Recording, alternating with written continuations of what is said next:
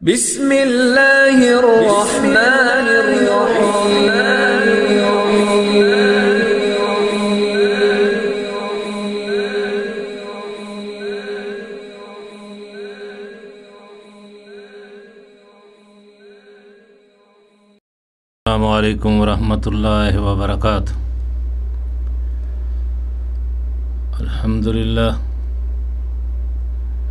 अल्हम्दुलिल्लाहि रब्बिल आलमीन। अस्सलातु वस्सलामु अला रसूलिल्लाह। अशहदु अन ला इलाहा इल्लल्लाह व अशहदु अन्न मुहम्मदन अब्दुहु व रसूल। अल्लाहुम्मा सल्लि अला मुहम्मद व अला आलि मुहम्मद कमा सल्लैता अला इब्राहीम व अला आलि इब्राहीम इन्नका हमीदुम मजीद। अल्लाहुम्मा बारिक अला मुहम्मदिन व अला आलि मुहम्मद कमा बारकता अला इब्राहीम व अला आलि इब्राहीम इन्नका हमीदुम मजीद। औज़ु बिल्लाहि मिनश शैतानिर रजीम। बिस्मिल्लाहिर रहमानिर रहीम। वमा खलक़्तुल जिन्न वल इंस इल्ला लियअबुदून। अल्लाह रब्बुल इज़्ज़त फरमाते हैं कि हमने जिन्नों और इंसानों को सिर्फ़ अपनी बंदगी के लिए पैदा किया है। हम्द सनाए अल्लाह जल्ल शानुहु के लिए, दुरूद व सलाम सय्यदुल अंबिया इमामुल मुरसलीन हज़रत मोहम्मद सल्लल्लाहु अलैहि वसल्लम पर। अल्लाह रब्बुल इज़्ज़त ने अपने 1,24,000 अंबिया को इसलिए दुनिया में माबूस फरमाया कि वो अल्लाह के बंदों का ताल्लुक़ उनके रब के साथ जोड़ सकें। इसलिए मुख्तलिफ़ औक़ात मुख्तलिफ़ ज़मान में अल्लाह रब्बुल इज़्ज़त ने अपने बरगुज़ीदा नेक और सालेह और अपने नबी और रसूल दुनिया में माबूस फरमाए।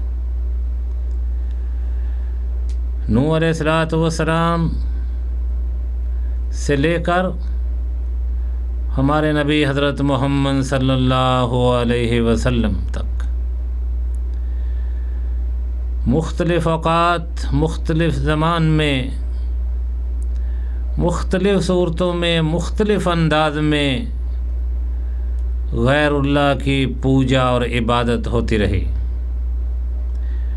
नबी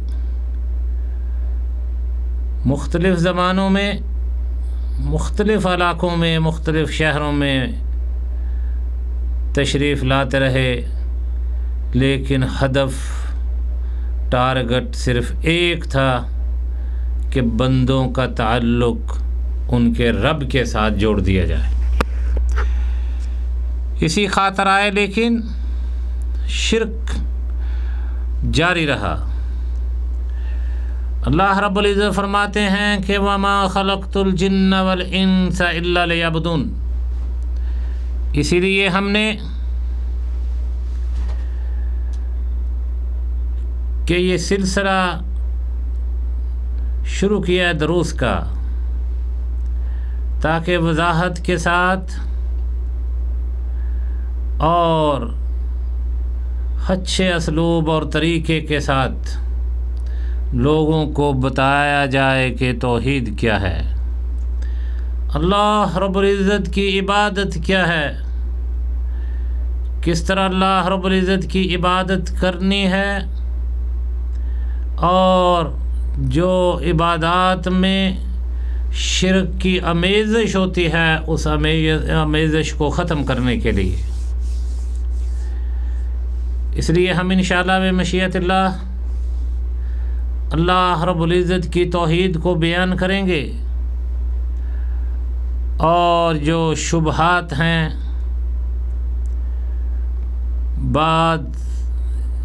बद अकीदा लोगों के, उन शुबहात का भी अज़ाला करेंगे। इबादत असल में है क्या? इबादत किसको कहते हैं? कि इबादत कहते हैं तज़ल्लुल, अपने रब के सामने अपने आप को आजिज़ कर देना। जिस वक़्त इंसान अपने मालिक के सामने रुकू करता है, सजूद करता है, हाथ उठा के अपने मालिक से दुआ करता है, तो वो जान लेता है कि मैं कुछ भी हूँ, बादशाह हूँ, वज़ीर हूँ, मदीर हूँ, मैनेजर हूँ, डॉक्टर हूँ, इंजीनियर हूँ। ये हवासे खमसा, मेरा ये सर जिसमें अल्लाह रब्बुल इज़्ज़त ने मुख रखी जिससे सोचता हूँ, नाक रखा जिससे सूंघता हूँ, कान रखे जिससे सुनता हूँ, आँखें आता की बसीरत दी, तो मैं इस सर को अपने मालिक के सामने जब सजदे में रख देता हूँ तो इससे मुराद है कि मैं आजिज़ हूँ, इनकिसारी का इजहार करता हूँ उस मालिक के सामने जिसने ये सब कुछ पैदा और किया और बनाया है।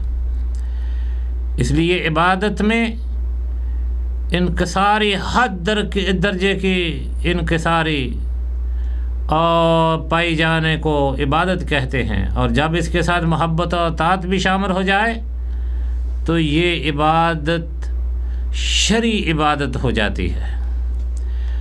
शेखुल इस्लाम इब्न तैमिया रहमतुल्लाह अलैह ने इबादत की तारीफ़ की। इबादत की तारीफ़ें तो बेशुमार की गई, लेकिन जो उन्होंने तारीफ़ की तकरीबन सब इबादतों, सब तारीफ़ों से अफजल है। कहते हैं इंसान के ऐसे तमाम ज़ाहिरी और बातनी अक़वाल व अफ़ाल जो अल्लाह ताला को महबूब और पसंद हों, उन तमाम को इबादत कहते हैं। इससे साबित हुआ कि हर किस्म की इबादत सिर्फ़ अल्लाह रब्बुल इज़्ज़त के लिए है। तमाम किस्म की ज़ाहिरी और बातनी अक़वाल व अफ़आल, कौल और फ़ेल से मुराद कि सजदे सिर्फ़ अल्लाह के सामने हों, रुकू उसके सामने हों, नदाएँ और पुकारें सिर्फ़ उसके लिए हों। अगर यही निदाएँ, यही पुकारें गैरुल्लाह के सामने हो जाएं तो इसको शिरक कहते हैं।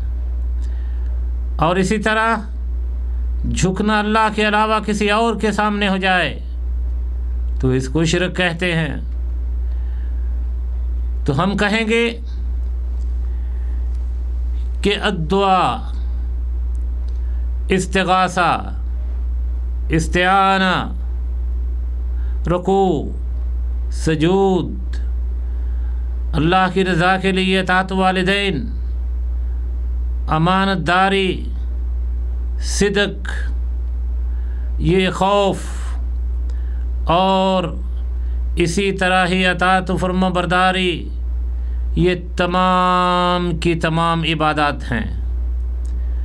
दूसरे लफ्ज़ों में नज़र व नियाज़ और निदाएँ हम कहते हैं जब खड़े होते हैं अल्लाह के दरबार में, नमाज के लिए खड़े होते हैं, हाथ बांधे होते हैं और कहते हैं कि इय्याका नअबुदु व इय्याका नस्तईन, या अल्लाह इय्याका नअबुद, इय्याक, या अल्लाह हम तेरी ही इबादत करते हैं और तुझसे ही मदद चाहते हैं।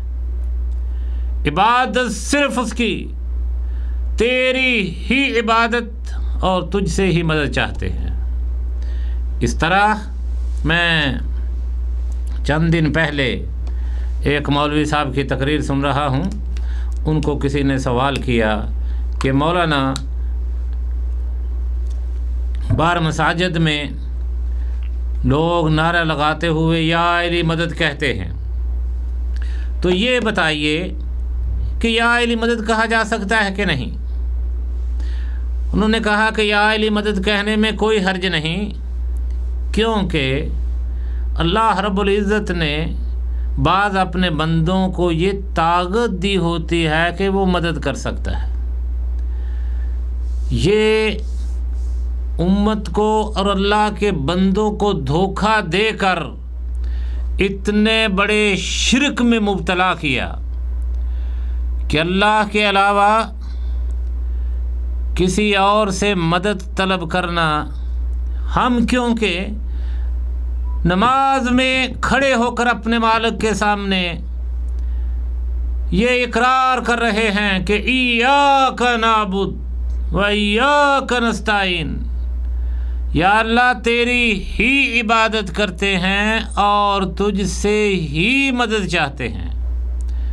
दूसरी बात है कि किस तरह हमें पता चला कि किस बंदे को अल्लाह रब्बुल इज़्ज़त ने ये सलाहियत दी है, ये ताकत दी है कि बंदों की मदद करता रहे अल्लाह के अलावा। अगर ये उनके कहने पर कि हज़रत अली को ये ताकत दी गई कि वो लोगों की मदद करे और इसलिए कह देना चाहिए कि या अली मदद कोई हर्ज नहीं, तो तमाम अहले सुन्नत के नज़दीक हज़रत अबू बकर, उमर, उस्मान रज़ी अल्लाह अन्हुम हज़रत अली से अफजल हैं। क्यों नहीं हम पहले हज़रत अबू बकर से मदद तलब करें, उसके बाद उमर से, उसके बाद उस्मान से, इन तीनों से मदद तलब करें, कोई ना कोई तो आएगा ना। फिर चौथे नंबर पर हज़रत अली से तलब कर लें। और किसने बताया ये कि अल्लाह रब्बुल इज़्ज़त ने हज़रत अली को इजाज़त दी है, कि अल्लाह रब्बुल इज़्ज़त ने हज़रत अली को ये हुक्म दिया है कि मेरे बंदों की मदद करते रहो। देखो, हम बात करेंगे इंशाअल्लाह ताला दलील के साथ। जिस वक़्त जंग बदर होने लगी तो किस्सा तवील है, हम किस्सा बयान करना नहीं चाहते। सहाबा इंसानी तकादा के इंसान होने के नाते घबरा गए, परेशान हो गए। अल्लाह के नबी सल्लल्लाहु अलैहि वसल्लम ने जब अपने सहाबा की ये हालत देखी, ये मंज़र देखते हुए आपने अपने हाथ अपने रब के सामने बुलंद किए। और याद रखो कि अल्लाह के नबी सल्लल्लाहु अलैहि वसल्लम तमाम इंसानियत के सरदार, अल्लाह के रसूल सल्लल्लाहु अलैहि वसल्लम अल्लाह के रसूल हैं, साथ अबू बकर है, उमर है, उस्मान है, अली हैं। आपने ये ना क्या क्यों नहीं कहा उनसे कि घबराने की क्या ज़रूरत है, मैं तुम्हारे साथ हूँ। इनके कौल के मुताबिक मौलाना के कहते हज़रत अली आपके साथ हैं, मुश्किल कुशा हैं, तुम्हें क्या परवाह। अल्लाह रब्बुल इज़्ज़त ने इस वाक़या को कुरान में बयान फरमाया। आप अपने रब के सामने हाथ बुलंद करते हैं और दुआ करते हैं। अल्लाह रब्बुल इज़्ज़त को अपने महबूब का ये अंदाज़ इतना पसंद आया, इतना पसंद आया, क्या फरमाते हैं, इस्तस्तगीसून रब्बकुम फस्तजाब लकुम, इस्तस्तगीसून रब्बकुम फस्तजाब लकुम अन्नी